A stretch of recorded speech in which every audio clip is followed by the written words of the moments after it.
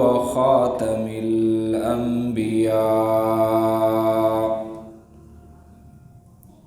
أما بعد فأعوذ بالله من الشيطان الرجيم. بسم الله الرحمن الرحيم. واذكر في الكتاب إدريس إنه كان صديقا نبيا.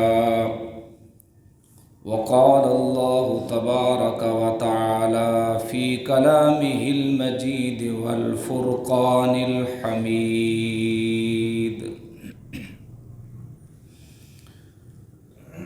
إنا أرسلنا نوحا إلى قومه أن أنذر قومك من قبل أن يأتيهم عذاب أليم.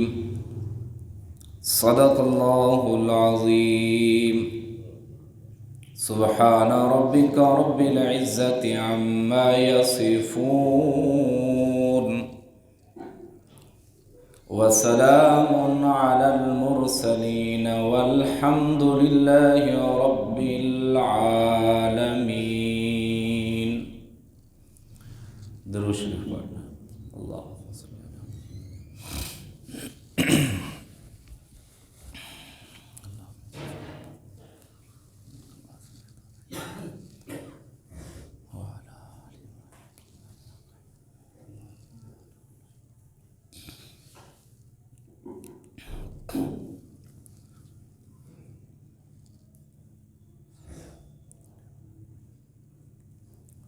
میرے انتہائی قابل احترام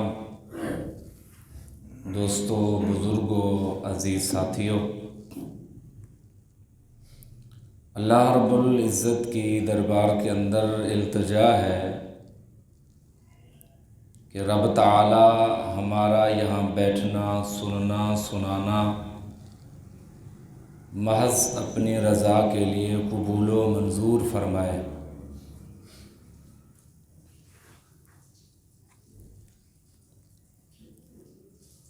گزشتہ 3 جمعۃ المبارک سے حضرت آدم علیہ السلام کے واقعات قرآن کی روشنی میں چل رہے تھے. اس کے بعد علماء مفسرین، علماء محدثین نے حضرت ادریس علیہ السلام کا تذکرہ فرمایا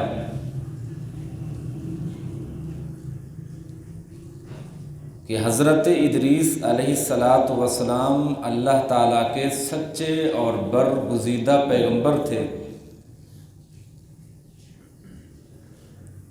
کہ وہ ادریس پیغمبر علیہ السلام جنہوں نے 360 سال کے اندر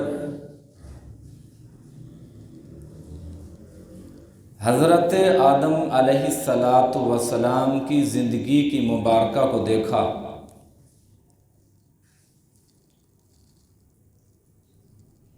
تین سو ساٹھ کے عرصہ میں حضرت آدم علیہ السلام کی حیات مبارکہ دیکھی.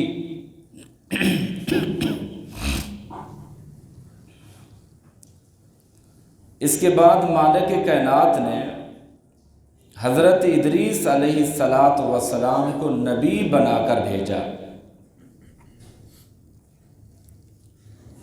بعض علماء مفسرین نے یہ بھی لکھا تحریر کا جو آغاز ہوا وہ حضرت ادریس علیہ السلام کی قلم سے ہوا. تو قرآن مقدس کے اندر پیارے پیغمبر امام الانبیاء حضرت محمد مصطفیٰ صلی اللہ تعالی علیہ وسلم کو حکم دیا گیا، فرمایا وَاذْكُرْ فِي الْكِتَابِ، اے محبوب پیغمبر آپ یاد کرو حضرت ادریس علیہ السلام کو کتاب میں، یعنی یہ وہ نبی ہیں جن کے تذکرے کتابوں کے اندر موجود ہیں، قرآن مقدس کے اندر تذکرہ کیا گیا، نام لے کر پکارا گیا، وَاذْكُرْ فِي الْكِتَابِ ادریس۔ پھر آگے فرمایا إِنَّهُ كَانَ صِدِّيقًا نَبِيًّا، فرمایا ادریس پیغمبر علیہ السلام کو ہم نے سچا نبی بنا کر بھیجا، وہ لوگوں کی رہنمائی کرنے والا لیڈر بن کے ابھرا، لوگوں کو گمراہی سے ہٹا کر سیدھے راستے کی طرف دعوت دینے والا پیغمبر آیا۔ پھر آگے فرمایا وَرَفَعْنَاهُ مَكَانًا عَلِيًّا، ہم نے انہیں بلند مقام کی طرف اٹھا لیا۔ اب اس آیت مبارکہ کے تحت مفسرین اور علماء محدثین نے اس کی تشریح فرمائی کہ وہ حضرت ادریس علیہ السلام پیغمبر جنہیں مالک کائنات نے نبوت سے سرفراز فرمایا، نبوت عطا فرمائی، فرمایا صدیق بنا کر بھیجا۔ پھر اگلے حصے میں فرمایا وَرَفَعْنَاهُ مَكَانًا عَلِيًّا، کہ ہم نے انہیں اٹھا لیا ایک بلند مقام کی طرف۔ صحیحین کے اندر یہ روایت موجود ہے، جب پیارے پیغمبر علیہ السلام کو معراج ہوا، معراج کی رات چوتھے آسمان پر حضرت ادریس علیہ السلام سے کی زیارت اور ملاقات ہو۔ یعنی ایک معنی اس آیت کا یہ بھی ہے جو فرمایا نا وَرَفَعْنَاهُ مَكَانًا عَلِيًّا، کہ ہم نے اٹھا لیا ایک مقام پر۔ تو علماء محدثین نے اس کی تفسیر یہی فرمائی، یعنی اس سے مراد یہ ہے کہ حضرت ادریس علیہ السلام کو مالک کائنات نے اوپر اٹھا لیا۔ مزید جو حدیث پاک کے اندر آتی ہے اس کی تشریح کہ اللہ کے نبی صلی اللہ تعالی وسلم نے حضرت ادریس علیہ السلام کو وحی کے ذریعے بتلایا، فرمایا کہ تمام آدم علیہ السلام کی اولاد کے اعمال آپ کے برابر کر دوں گا، آپ کا ایک فعل، آپ کا ایک عمل اولاد آدم کے برابر ہوگا۔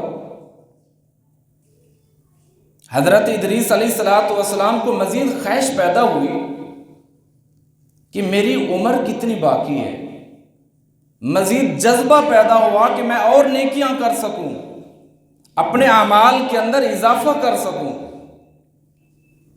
حدیث پاک کے اندر آتا ہے حضرت ادریس علیہ السلام نے فرشتے کے ذریعے پوچھا کہ فرمایا حضرت اسرائیل علیہ السلام سے پوچھیں کہ میری عمر کا حصہ کتنا باقی ہے، تو وہی فرشتہ حضرت ادریس علیہ السلام کو پروں پر بٹھا کر چوتھے آسمان پر لے گیا۔ جب چوتھے آسمان پر لے گیا تو حضرت اسرائیل علیہ السلام آ رہے تھے، تو فرشتے نے پوچھا کہ حضرت ادریس علیہ السلام کی ابھی جو ان کی زندگی کا وقت ہے وہ کتنا باقی ہے۔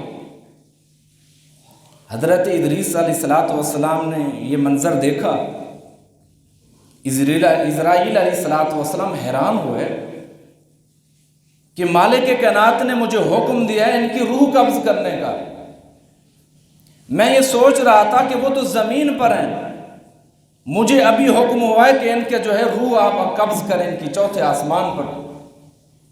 وہ یہ منظر دیکھ کر حیران ہو گئے، تو فرمایا آپ کی عمر ابھی باقی نہیں ہے، اللہ نے جو وقت موت کا مقرر کیا وہ آ گیا۔ تو حضرت ادریس علیہ السلام کی جو اللہ نے فرمایا وَرَفَعْنَاهُ مَكَانًا عَلِيًّا، کہ ہم نے ان کو بلند مقام پر اٹھا لیا، اپنی طرف بلا لیا، تو اسی وقت حضرت ادریس علیہ السلام کی جو ہے روح قبض ہوئی۔ تو اس واقعے سے ہمیں سبق یہ ملتا ہے، مالک کائنات نے حکم دیا کہ انسان کی زندگی کم ہو یا زیادہ ہو، موت کا ایک وقت جو مقرر ہے وہ ایک سیکنڈ نہ آگے ہو سکتا ہے نہ پیچھے ہو سکتا ہے۔ دیکھیں حضرت ادریس علیہ الصلوۃ والسلام کی روح قبض اللہ نے چوتھے آسمان پر کی. حضرت اسرائیل علیہ الصلوۃ والسلام کو حکم دیا کہ آپ چوتھے آسمان پر ان کی روح قبض کریں. تو مالک کائنات انہوں نے کیسے زمین سے اٹھایا اور چوتھے آسمان پر لے گئے. تو یہ اللہ تعالیٰ کی قدرت کے کرشمے ہوتے ہیں. تو حضرت ادریس علیہ الصلوۃ والسلام اللہ تعالیٰ کے وہ برگزیدہ پیغمبر ہیں جنہیں اللہ نے فرمایا انہ کان صدیقا نبیا، کہ ہم نے انہیں سچا نبی پر بنا کر بھیجا، ہم نے انہیں اپنے قوم کا لیڈر اور رہنما بنا کر بھیجا. تو یہ تھا حضرت ادریس علیہ الصلوۃ والسلام کا واقعہ. اس کے بعد جو مفسرین نے بالترتیب تیسرا واقعہ جو نقل فرمایا وہ ہے حضرت نوح علیہ الصلوۃ والسلام کا. یعنی حضرت نوح علیہ الصلوۃ والسلام اللہ تعالیٰ کے وہ پیغمبر ہیں جنہیں اللہ تعالیٰ نے بڑی شان اور بڑا مرتبہ اور بڑا مقام دیا. کہ حضرت نوح علیہ الصلوۃ والسلام 950 سال کے عرصے کے اندر اپنی قوم کو سمجھاتے رہے کہ لوگوں گمراہی والے راستوں سے بچ جاؤ، اللہ کے راستے کے اوپر آ جاؤ، اللہ کے ساتھ اپنے تعلق کو مضبوط کر لو. بلکہ پوری سورت نوح کے اندر حضرت نوح علیہ الصلوۃ والسلام کا تذکرہ فرمایا انا ارسلنا نوحا الى قومه ان انذر قومك. اللہ نے کیوں بھیجا اپنی قوم کی طرف؟ کس مقصد کے لیے بھیجا؟ فرمایا ان انذر، یعنی انسانوں کے دلوں کے اندر جو گندگی اور گمراہی پھیلی ہوئی ہے، فرمایا میرا محبوب پیغمبر اس دل کو پاک کیجئے، ان دلوں کے اوپر محنت کیجئے، یہ دل اللہ والے بن جائیں، یہ ان دلوں کے ساتھ اللہ کا تعلق مضبوط بن جائے. فرمایا ان انذر قومک من قبل ان یأتیہم عذاب علیم. حضرت نوح علیہ الصلوۃ والسلام سمجھا رہے ہیں اپنی قوم کو، لوگوں جو تم جس گندگی کے اندر، جس گمراہی کے اندر مبتلا ہو گئے ہو، اس گمراہی سے بچ جاؤ، اس گندگی سے بچ جاؤ. یہ نجات دہندہ نہیں ہے، بلکہ نجات دہندہ اور کامیابی کا راستہ جو ہے وہ اللہ نے بتلا دیا قرآن کے اندر. فرمایا وہ صراط مستقیم والا ہے. مفسرین نے یہ بھی لکھا یہ جو شرک کا اور بت پرستی کا آغاز ہوا یہ حضرت نوح علیہ الصلوۃ والسلام کے زمانے سے ہوا کہ لوگوں نے مختلف خدا بنائے ہوئے تھے، لوگوں نے مختلف معبود بنائے ہوئے تھے. جہاں سے کوئی پتھر ملتا خوبصورت اسے معبود سمجھتے، جہاں سے کوئی اچھی چیز ملتی اسے معبود سمجھ لیتے، اسے خدا سمجھ لیتے. تو اللہ رب العزت نے اس قوم کی طرف حضرت نوح علیہ الصلوۃ والسلام کو بھیجا. فرمایا ان یأتیہم عذاب علیم، لوگوں اللہ کے عذاب سے اگر بچنا ہے، اگر صراط مستقیم پر چلنا ہے تو اللہ تعالیٰ کی بات کو مان لو. تو حضرت نوح علیہ الصلوۃ والسلام رات دن محنت کرتے رہے، سمجھاتے رہے. فرمایا یا قوم انی لکم نذیر مبین. قوم کا خطاب کیا ہے. فرمایا یا قوم، اے میری قوم، اے میری قوم، انی لکم نذیر مبین. فرمایا میں تمہیں ڈرانے والا ہوں، میں تمہیں متنبع کرنے والا ہوں. میں جو اللہ کا پیغام لے کر آیا ہوں وہ بڑا حق اور سچا پیغام ہے. فرمایا اس سے سچا اور کھرا پیغام اور کون بتا سکتا ہے؟ انی لکم نذیر مبین. مبین کا معنی ہوتا ہے متنبع کرنا، ایک بات چھپی ہوئی ہے اس کو واضح کر دینا. تو اللہ تعالیٰ نے حضرت نوح علیہ الصلوۃ والسلام کو اپنی قوم کی طرف مبعوث فرمایا انی لکم نذیر مبین. لوگوں اللہ تعالیٰ کے عذاب سے ڈر جاؤ، اللہ تعالیٰ کے عذاب سے بچ جاؤ، صراط مستقیم پر آ جاؤ، اچھے انسان بن جاؤ. آگے جو ان کی تبلیغ کا نقطہ نظر تھا وہ کیا تھا؟ فرمایا ان اعبدوا اللہ، کہ تم اللہ کی عبادت کرو، کہ تم اللہ کی عبادت کرو، اللہ کو ذات کے اندر، صفات کے اندر، کمالات کے اندر ذرہ برابر بھی شریک نہ کرو. ان اعبدوا اللہ، تم اللہ کی عبادت کرو، اللہ تعالیٰ کی ذات کو وحدہ لا شریک سمجھو. اللہ کی ذات تو وہ ہے جو پوری کائنات کا نظام چلانے والی ہے، اس نظام کے اندر کوئی ایسی ہستی نہیں ہے جو اس نظام کو چلا سکے۔ فرمایا نہ عرش کے اندر ہے، نہ فرش کے اندر ہے، نہ نوری ہے، نہ ناری ہے، نہ حجری ہے، نہ شجری ہے۔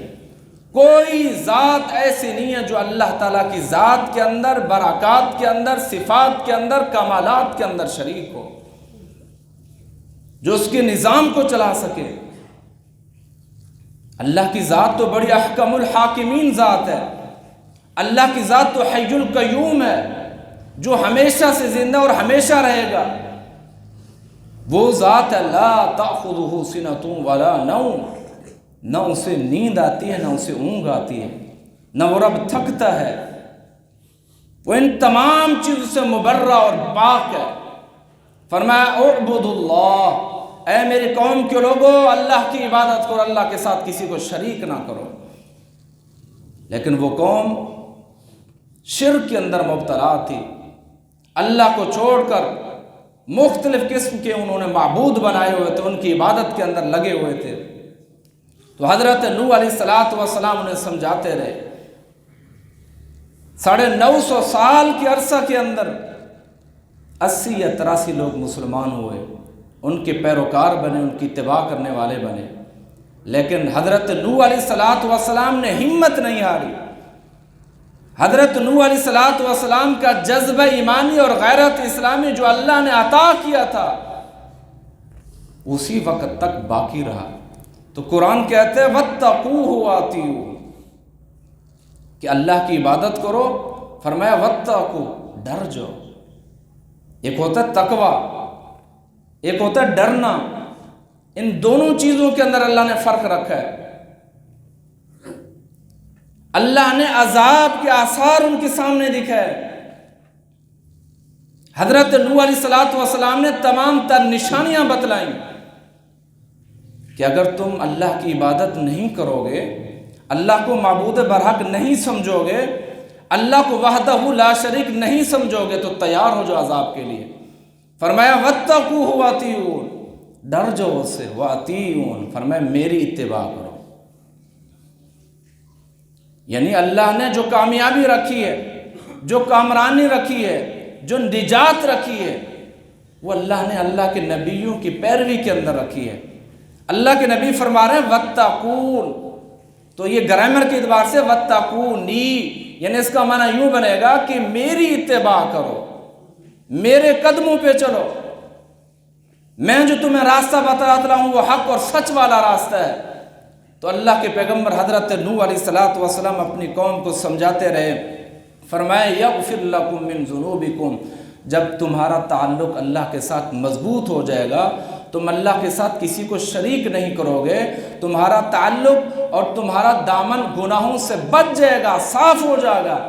فرمائے یغفر لکم من ذنوبکم، پھر اللہ تعالیٰ کا یہ فیصلہ ہے کہ اللہ سارے گناہوں کو معاف کر دیتے ہیں۔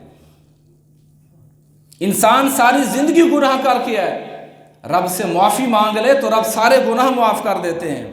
پھر آگے یہ بھی فرما دیا وَيُؤَخِّرُكُمْ إِلَىٰ أَجَلٍ مُّسَمًّى، اللہ نے ہر چیز کا ایک وقت مقرر کیا ہے۔ موت کا وقت ہے، مقرر ہے، رزق کا وقت ہے، مقرر ہے، حادثے کا وقت ہے، مقرر ہے۔ یعنی غم، خوشی، یہ ساری کی ساری چیزیں جو انسان کی زندگی کے ساتھ متصل ہیں، منسلک ہیں، ہر چیز کا مالک کائنات نے ایک وقت مقرر کیا ہے۔ فرمائے وَيُؤَخِّرُكُمْ إِلَىٰ أَجَلٍ مُّسَمًّى، اللہ نے تمہارے لیے ایک وقت مقرر دے دیا ہے۔ فرمایا وہ کون سا وقت ہے؟ إِنَّ أَجَلَ اللَّهِ إِذَا جَاءَ لَا يُؤَخَّرُ، اللہ مہلت بھی دیتا ہے، ڈھیل بھی دیتا ہے۔ فرمایا جب اللہ کا وقت آ جاتا ہے پھر اس مقرر کیے ہوئے وقت کو کوئی ٹال نہیں سکتا۔ جیسے سورۃ بروج کے اندر فرمایا اِنَّ بَطْشَ رَبِّكَ لَشَدِيدٌ کہ بے شک اللہ کی پکڑ بڑی سخت ہے۔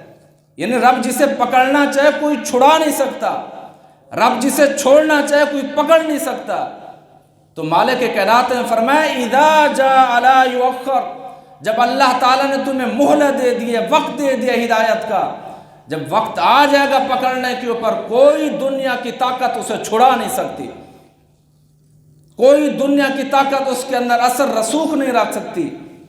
تو فرمایا احکم الحاکمین ذات بڑی قدرت والی اور بڑی طاقت والی ذات ہے.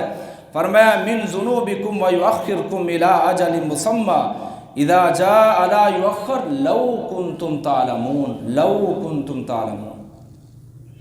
حضرت نوح علیہ السلام نے ارشاد فرمایا کہ کاش یہ لوگ جان لیتے اللہ نے مجھے نبی بنا کر بھیجا، پیغمبر بنا کر بھیجا، رسالت عطا فرمائی، میں نبی بن کر آیا ہوں، رہنما بن کر آیا ہوں، میں ان کو سیدھے راستے کی طرف دعوت دیتا ہوں، اللہ والے راستے کی طرف بلاتا ہوں، لیکن یہ قوم شرک کے اندر مبتلا ہے، لیکن یہ قوم ضد اور حسد کے اندر، جھگڑے کے اندر، فساد کے اندر مبتلا ہے.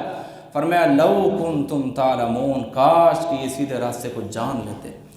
دیکھیں پیغمبر کے اندر کتنی وہ اہمیت اور جذبہ تھا اپنی قوم کے بارے میں، وہ کتنی نرم دلی تھی. یہ قوم بچ جائے اللہ کے عذاب سے، یہ قوم بچ جائے جہنم کے والے راستے سے، یہ دوزخ کے عذاب سے بچ جائے، سیدھے راستے کی طرف آ جائے. بار بار فرمایا لو کنتم تعلمون لو کنتم تعلمون، کاش کہ میری قوم جان لیتی، کاش کہ میری قوم جان لیتی کہ سیدھے راستے کی طرف آ جاتے. تو اللہ کے پیغمبر اپنی قوم کو، اپنے انسانوں کو سیدھے راستے کی طرف دعوت دیتے ہیں، بلاتے ہیں، لیکن انسان جو وہ سیدھے راستے سے ہٹ کر گمراہی والے راستے کی طرف جاتا ہے. مالک کائنات نے فرمایا سورۃ عبس کے اندر، فرمایا یا ایھا الانسان ما غرک بربک الکریم، اے انسان ما غرک، کس چیز نے تجھے دھوکے میں ڈالا ہے، کیوں دھوکہ کھا گیا ہے؟ تجھے رب نے تو بڑا عظیم بنایا ہے، تجھے بڑی سیرت عطا فرمائی، تجھے بڑا مقام دیا، تجھے بڑی اہمیت عطا فرمائی. ما غرک بربک الکریم، آج تو اپنے رب سے دھوکہ کھا گیا، دنیاوی لذت کے اوپر، عشق اور مستیوں کے اوپر چل پڑا، اللہ کے راستے کو چھوڑ کر گمراہی والے کے راستے کو تو نے اختیار کر دیا. فرمایا ما ربک بالکریم یا ایھا الانسان ما غرک بربک الکریم. اللہ کی ذات تو بڑی عظیم ذات ہے. فرمایا کہ دنیا کی چہل پہل اور رونقوں سے دھوکہ نہ کھا انسان، اللہ کے راستے پر آ جا، اپنے تعلق کو اللہ کے ساتھ مضبوط کر لے. جس طرح پیغمبر علیہ الصلوۃ والسلام اپنی قوم اور اپنے انسانوں کے لیے جذبہ اور نرم خوئی رکھتے ہیں، فرمایا انسان تو بھی انسان کے ساتھ نرم خوئی اور اخلاق اور جذبہ والا. یہ اللہ تعالیٰ جتنے بھی انبیاء علیہ الصلوۃ والسلام دنیا کے اندر مبعوث فرماتے ہیں، یہ صرف اور صرف انسانوں کی رہنمائی کے لیے، تاکہ وہ بھٹکا ہوا انسان، وہ بھولا ہوا انسان گمراہی والے راستے سے ہٹ کر وہ صراط مستقیم پر چل جائے. اللہ تعالیٰ سے دعا ہے کہ اللہ تعالیٰ ہم سب کو انبیاء علیہ الصلوۃ والسلام کے نقش قدم پر چلنے کی توفیق عطا فرمائے.